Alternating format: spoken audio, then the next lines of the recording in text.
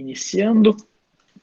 E como hoje foi o convite de hoje, o Luiz me convidou aqui para falar, na aula passada, para falar um pouco sobre o André Luiz. Coincidentemente, é um dos temas que nós estamos trabalhando na aula de evangelização tanto dos jovens, que nós estamos tratando aqui sobre as figuras da doutrina espírita, e também no grupo de mocidade para cima, né, que nós estamos falando sobre o livro Missionários da Luz de André Luiz. Nós já estamos aí no quarto ou quinto encontro, aos sábados, e isso acabou atraindo a ideia aí de apresentar para vocês um pouco do trabalho. Então eu vou falar um pouco da história e de quem foi André Luiz, não de quem foi, mas a importância dele para a doutrina espírita. Mas assim, basicamente, então, quem foi André Luiz, né? Ele foi André Luiz é um nome atribuído pelo médium Chico Xavier a um dos espíritos que mais frequentemente colaboraram em suas obras. Olha, então André Luiz não existiu? Ele foi inventado? Não. Ele existiu, né? Toda a sua existência encarnada houve, só que toda referência em relação à reencarnação de André Luiz como médico no Rio de Janeiro foi propositadamente omitida pelo médium Chico Xavier para evitar os mesmos problemas que na época ele tinha enfrentado com a família do poeta Humberto de Campos, um dos primeiros espíritos a colaborar com o Chico. O primeiro livro do Chico Xavier é O Parnaso de Além Túmulo, que é uma coletânea de poesias que teve Humberto de Campos como um dos colaboradores. A família do Humberto de Campos, na época, acabou processando o Chico Xavier para tentar obter os direitos autorais dos livros, alegando que ele seria o autor. Na época, eles não acabaram ganhando, mas por essa razão também, provavelmente o Chico Xavier acabou omitindo o nome. Há especulações de quem foi, mas será que isso importa?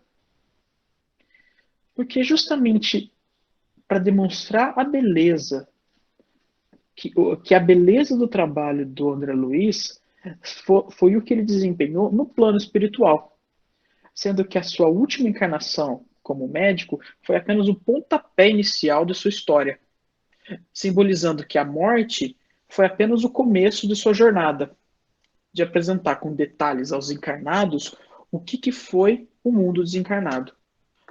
Nas palavras de André Luiz, na primeira frase do prefácio do Nosso Lar, ele fala: a vida não cessa. A vida é fonte eterna e a morte é jogo escuro das ilusões. A jornada que começou então no Nosso Lar, que foi publicado em 1944 e já é um clássico, já não, sempre foi, mas é um clássico da literatura espírita, já vendeu mais de 2 milhões de cópias no Brasil e já foi traduzido em mais de 10 línguas diferentes, e que virou um filme que foi visto por outros tantos milhões. E é muito famoso o acordar do André Luiz, muito discutido, sempre quando a gente tem algum debate nos centros espíritas para falar de Nosso Lar, é lembrado esse acordar do André Luiz no umbral, porque nos faz nos lembrar das responsabilidades que nós temos em relação ao nosso corpo físico, ao nosso corpo encarnado. Vamos acompanhar esse trechinho aqui do filme que eu selecionei.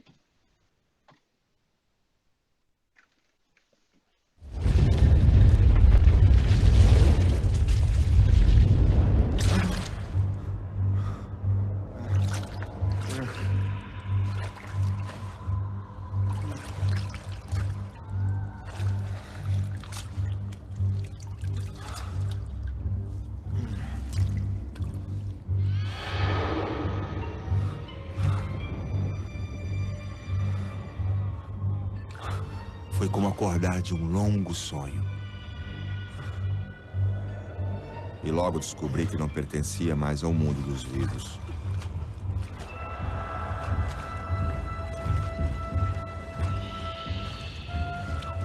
Me deparei com uma surpreendente verdade. A vida é fonte eterna que passa por diversas etapas.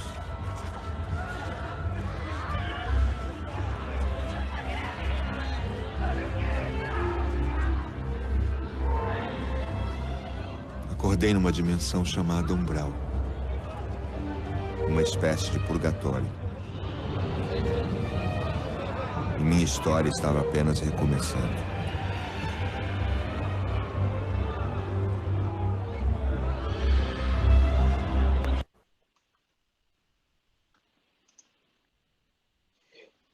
E no nosso lar, o André Luiz ele é um espírito muito com inúmeras dúvidas, mais pergunta do que resposta que ele consegue compreender.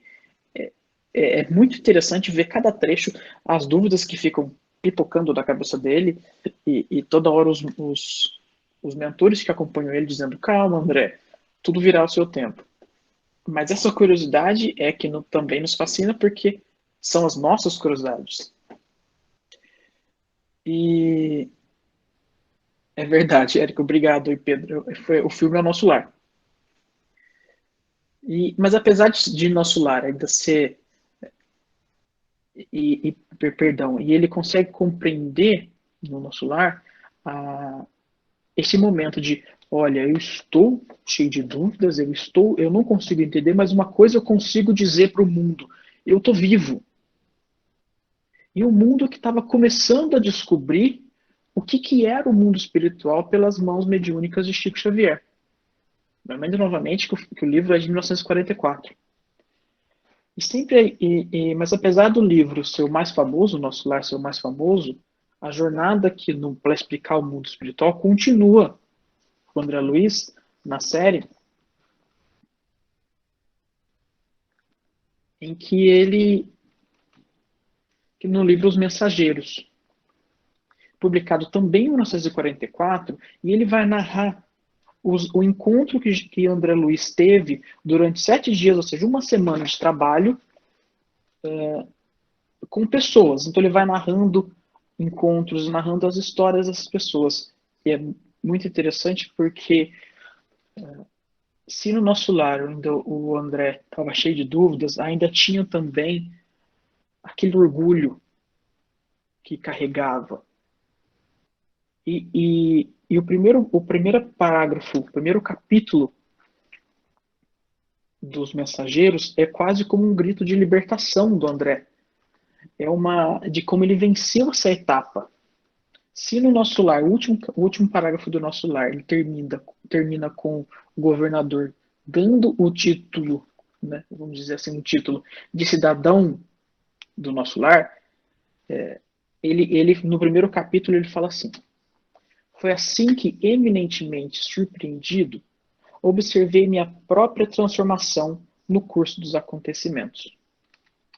A vida espiritual, inexprimível e bela, abrira-me os pórticos resplandecentes.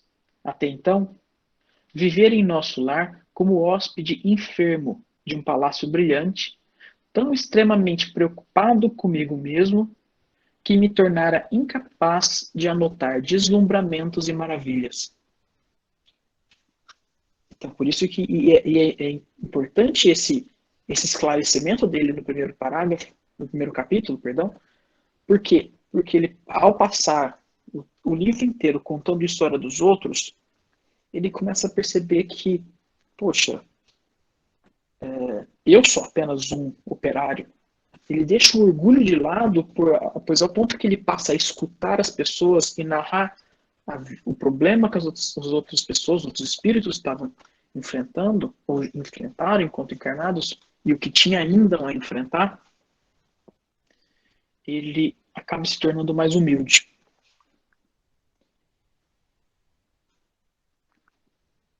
E o próximo livro, só um comentáriozinho. É muito interessante no livro Os Mensageiros, o capítulo que ele trata o desencarne de um encarnado.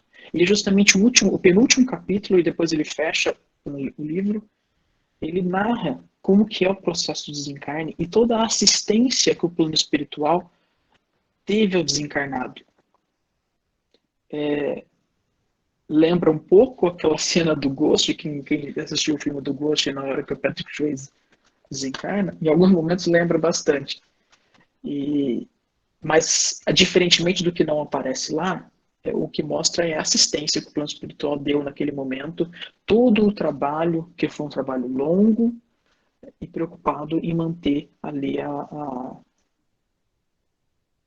o equilíbrio do momento.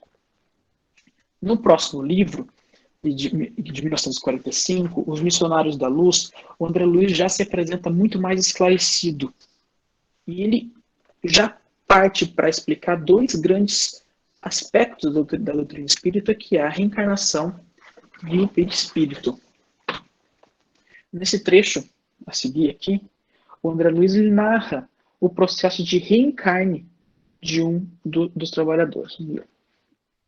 Os espíritos construtores começaram o trabalho de magnetização do corpo perispíritico sem que me possa me fazer compreendido de pronto pelo leitor comum.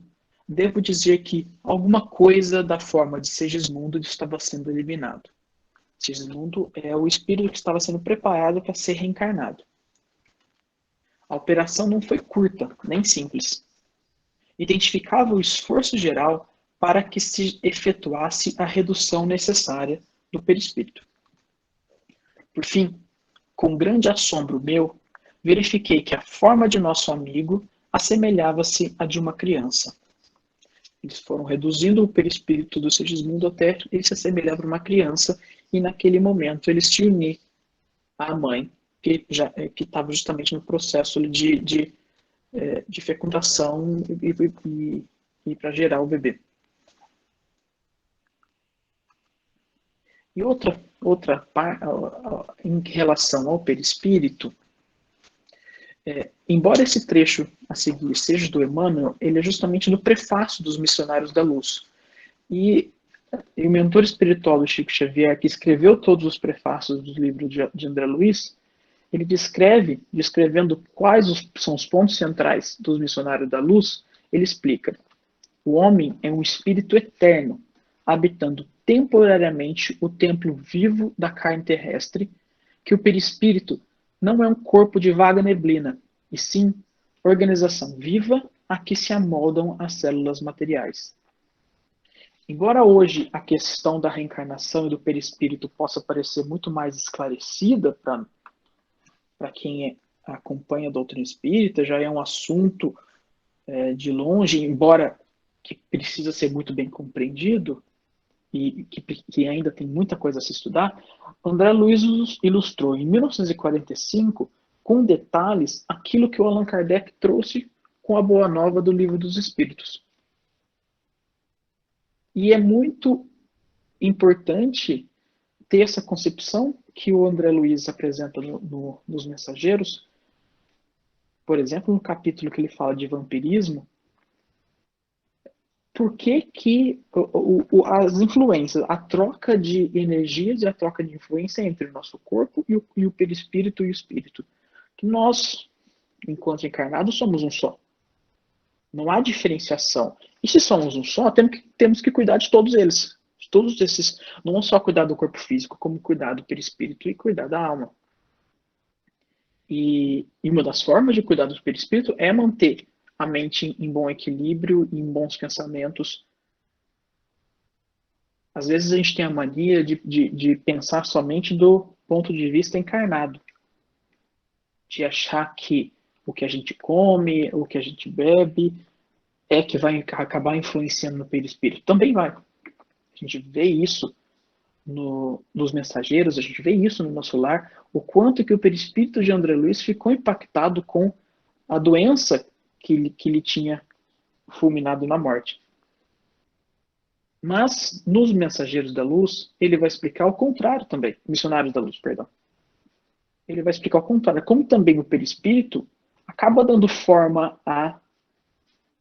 acaba impactando a forma do corpo físico, justamente nesse capítulo do vampirismo, em que pensamentos e ações, como se fossem pequenos micróbios, pequenos organismos, organismos celulares, assim, acabam atacando a composição das nossas células. Ora, se o contrário ocorre, porque a influência do perispírito no nosso corpo também não ocorreria? Então, é mais uma coisa para a gente tomar cuidado saber dele, saber que ele existe, e saber a importância do perispírito enquanto encarnado e enquanto desencarnado. Eu selecionei esse vídeo aqui, ele é muito interessante, embora ele seja um pouquinho longo, na verdade ele tem 5 minutos. Foi selecionado um trecho do livro do Nosso Lar, em que o André Luiz explica todo o projeto arquitetônico que era o Nosso Lar e a história de como a colônia foi criada. E acabaram mesclando com as cenas do filme, ilustrando. É muito bem feito. Isso é bacana. A pandemia acabou mostrando para nós, evangelizadores, novas ferramentas de trabalho. E o YouTube é uma delas. É muito interessante ver a quantidade de material muito bom, muito bem feito, que está disponível no YouTube sobre a doutrina espírita. Vamos dar uma olhada.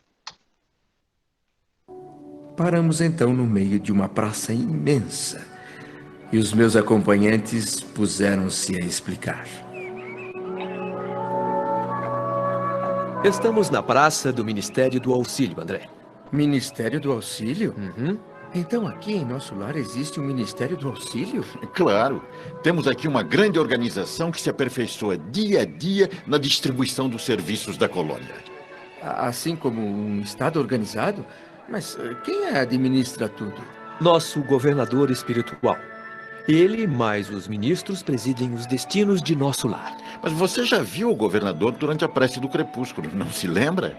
Os 72 colaboradores que aparecem ao lado do governador no ato da prece são os ministros de Nosso Lar. Então são 72 ministérios? Não, André. Esta colônia, que é essencialmente de trabalho e realização, divide-se em 6 ministérios, cada um deles orientado por 12 ministros. Temos os seguintes ministérios: da regeneração, do auxílio, da comunicação, do esclarecimento, da elevação e da união divina.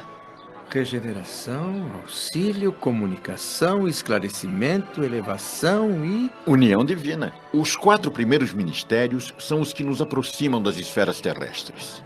Os 2 últimos nos ligam ao plano superior, porque Nosso Lar é uma cidade espiritual transitória. E as atribuições específicas de cada ministério? Para simplificar, os serviços mais grosseiros ficam a cargo do Ministério da Regeneração e os mais sublimes pertencem ao da União Divina. Clarencio, nosso chefe amigo, é um dos ministros do auxílio que fica ali naquele grande edifício à nossa frente. As casas residenciais e outros prédios menores em torno da praça também fazem parte do complexo arquitetônico do Ministério do Auxílio. São instituições de apoio e abrigos adequados às tarefas de auxílio. Orientadores, operários e outros serviçais da missão trabalham e residem aqui. A resposta certamente é óbvia, mas o que faz exatamente o Ministério do Auxílio?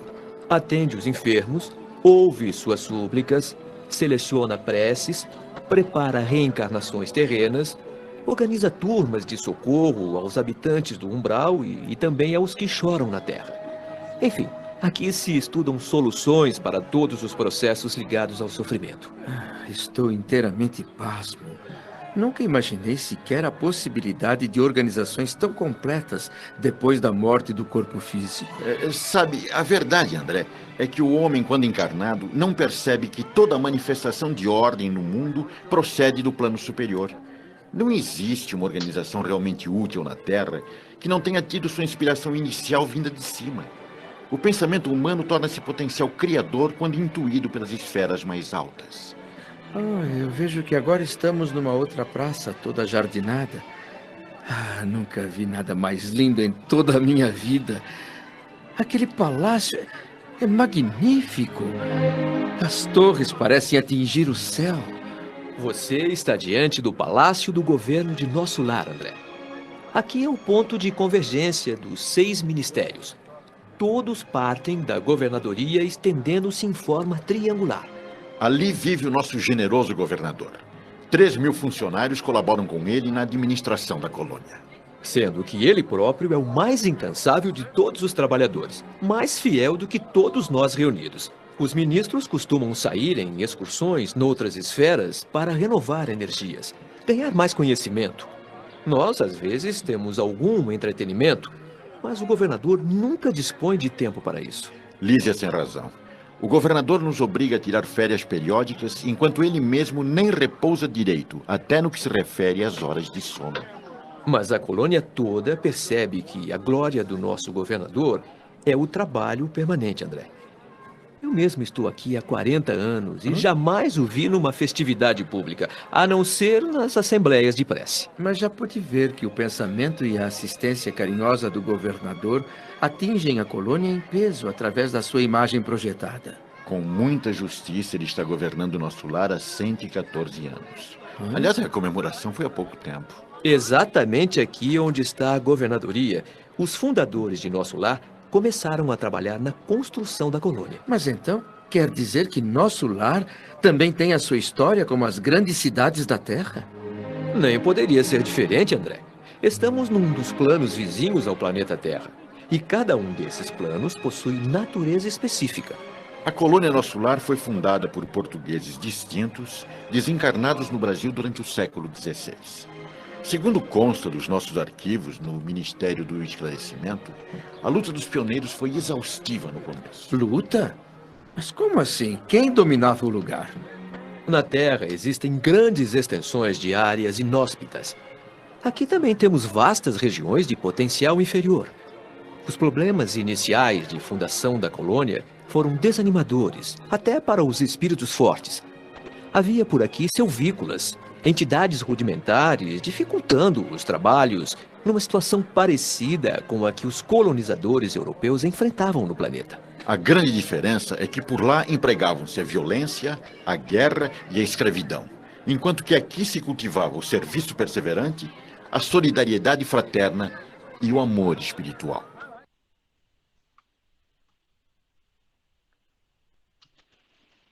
E é muito interessante acompanhar a trajetória evolutiva do André Luiz através da sua narrativa. Por isso, eu selecionei o primeiro parágrafo, a primeira frase dos primeiros capítulos de cada um dos 3 livros que a gente falou. No Nosso Lar, a primeira frase, o capítulo chama Nas Zonas Inferiores, e a primeira frase é: eu guardava a impressão de haver perdido a ideia de tempo. A noção de espaço esvaíra-se-me de há muito. Estava convicto de não mais pertencer ao número dos encarnados no mundo. E, no entanto, meus pulmões respiravam a longo tempo. Ou seja, ele está recheado de dúvidas, mas ele está atônito quando ele se percebe no mundo dos mortos, mas que ele continua vivo, assim dizendo. Já na sua concepção, ele é incrédulo e... Já nos Mensageiros, o primeiro capítulo é o da renovação. E ele começa nessa frase: desligando-me dos laços inferiores que me prendiam às atividades terrestres, elevado entendimento felicitou-me o espírito. Semelhante libertação, contudo, não se fizera espontânea. Ou seja, foi um trabalho, foi uma evolução dele, de que ele estava se libertando das amarras de um plano inferior e estava dando um passo maior ao esclarecimento. Já nos Missionários da Luz, o primeiro capítulo começa já com trabalho. Como se fosse um capítulo do meio, como se fosse uma continuação. Não é um capítulo inicial, não é um capítulo que apresenta uma reflexão, ele já começa narrando o trabalho. Encerrada a conversação, referente aos problemas de intercâmbio com os habitantes da esfera carnal, o instrutor Alexandre, que desempenha elevadas funções em nosso plano, dirigiu-me a palavra gentilmente. Ou seja, muito diferente dos outros capítulos que se iniciam, dos outros livros, né, que se iniciam com reflexões ou com mensagens. Aqui a mensagem é: eu quero trabalhar, eu estou trabalhando e é isso que eu vou mostrar. E o André Luiz, ele a todo momento ele quer trabalhar, ele desde o Nosso Lar ele está ansioso em querer colaborar, mas ele precisa de um esclarecimento antes. E o Manuel Filomeno de Miranda, um estudioso espírita já desencarnado, aponta que o espiritismo no Brasil, ele foi um antes do André Luiz e outro depois do André Luiz, tamanho o impacto das suas obras. Certamente foram um impacto, é um impacto enorme. Mas eu complemento de que, na verdade, a doutrina espírita, e isso é na sua beleza, ela é engrandecida por cada uma dessas obras e dia a dia pelos trabalhos de cada casa e de cada trabalhador. Hoje, nós estamos descobrindo que o isolamento encurtou distâncias e aproximou as pessoas. Como exemplo da natureza, de constante evolução, nessa imagem, a lagarta que se recolhe e renasce transformada como uma borboleta. O que será que nos aguarda no futuro, então? Obrigado.